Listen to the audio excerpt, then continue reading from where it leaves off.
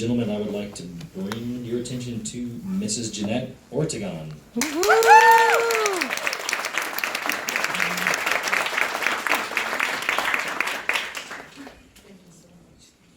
Wow. Oh my goodness, thank you. This is just such an amazing opportunity. Thank you, Captain McClanahan. Thank you, ACS, for just allowing me to have this platform to talk about all the amazing encounters that I have endured with nurses. Not just nurses here in the Army community, but civilian nurses, the Korean nurses.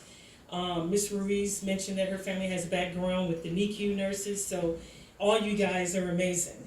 But before I go on, I have to say this, so bear with me. Okay. Jonun Dohan Ganhoe Manun Gildo Hajusen Hanguk Ganhosa Bundo Ege Gamsamnida.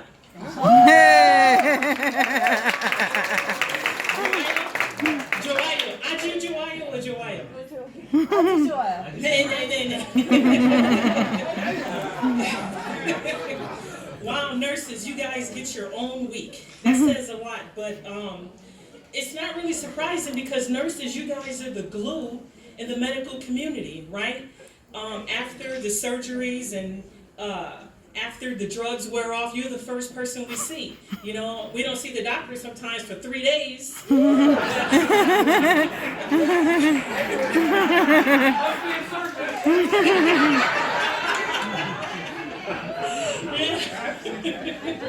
You know, you're like, where's the doctor? So, you know, you have the nurses that just come in there. You guys make us feel good.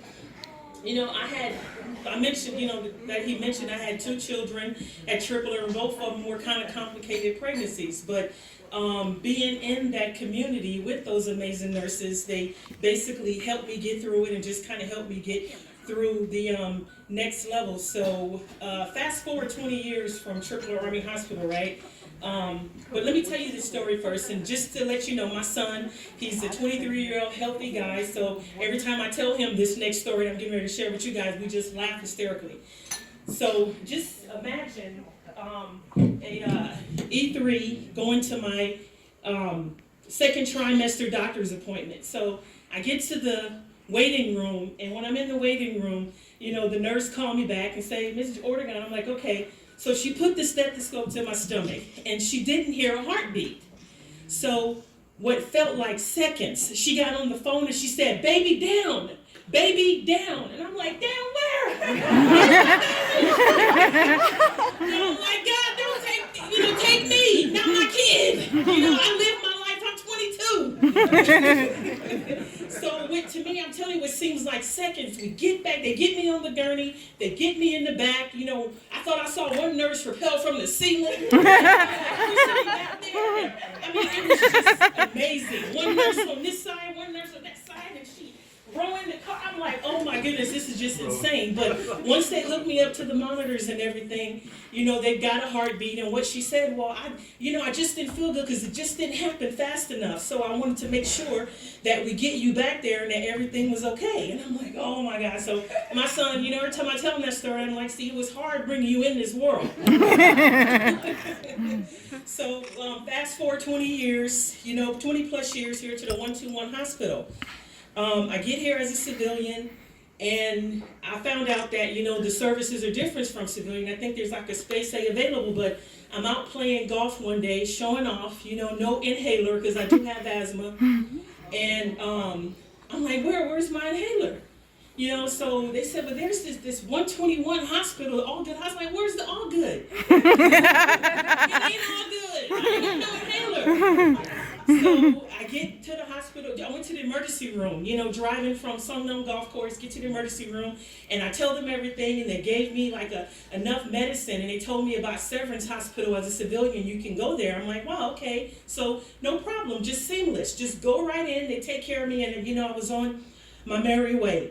But I can't, you know, I have other stories, so many other stories about the amazing service that you guys have given me here. As a manager of many military people at Building 2517, our motto, well, the motto here, I believe, is fight, you know, fight tonight, right? You have to be ready to go at any second. So with all the military people that work under my purview, they have to be ready to go. So when I talk about all these amazing stories, I have to give an example. I have to talk about that Army guy who went up to the mountain and had an appendicitis, had an appendix problem. We had to get him down, got him to the 121 hospital. He was okay, he was ready to get back to work. I have to talk about that master sergeant who had bad migraines, he couldn't even open his eyes, and how getting to the 121 hospital, they showed him that TRICARE will approve him to get Botox injections for his migraines off base.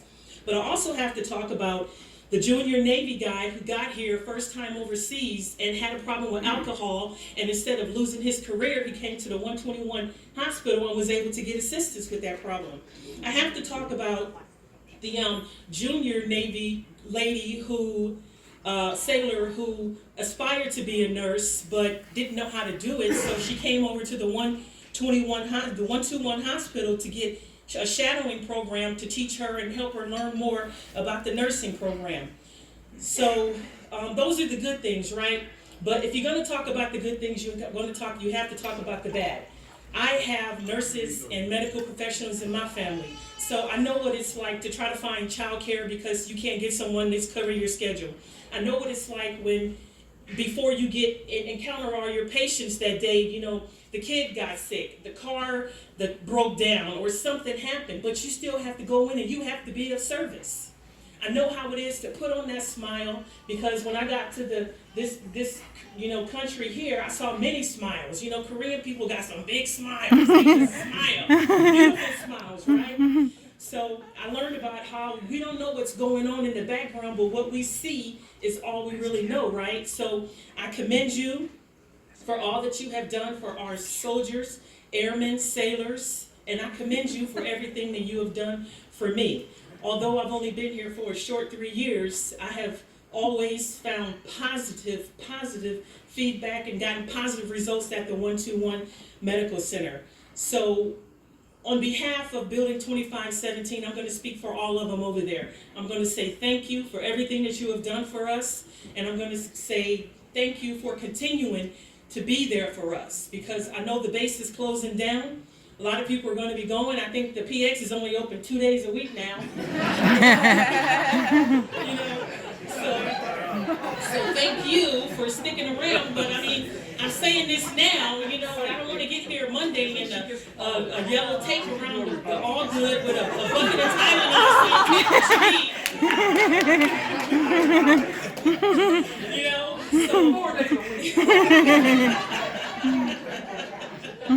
yeah, so, you know, just thank you guys for being amazing people. And just a tiny little background, you know, I am a veteran, a Navy veteran. I had my share of medical issues in the hospital, and I had my share of covering for 12-hour shifts after doing the 12-hour shifts with a 12-month-old and an 18-month-old, but you still had to do your job. I had all those things, so thank you guys for continuing to be of service to us. Before you close, tell us. That's all I got to say, all good, okay? Before you close, tell somebody.